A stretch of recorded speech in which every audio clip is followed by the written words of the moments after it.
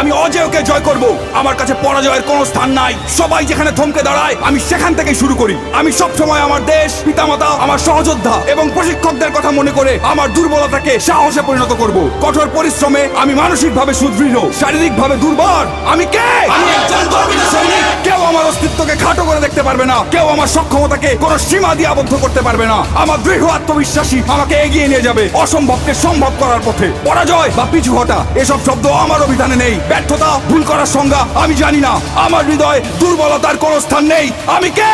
আমি একজন গর্বিত সৈনিক। আমার সাথে আমার সহযোদ্ধারা আছে। ঘাম, রক্ত আর অশ্রু বিসর্জন দিয়ে জীবন বাজি রেখে তারা আমার পাশে থাকবে। আমি কখনোই তাদের শত্রুর সামনে মাথা নিচু হতে দেব না। আমি হাসি মুখে যুদ্ধক্ষেত্রে ঝাঁপিয়ে পড়ব। যুদ্ধক্ষেত্রে আমার উপস্থিতি হবে আক্রমণাত্মক এবং হিংস্র।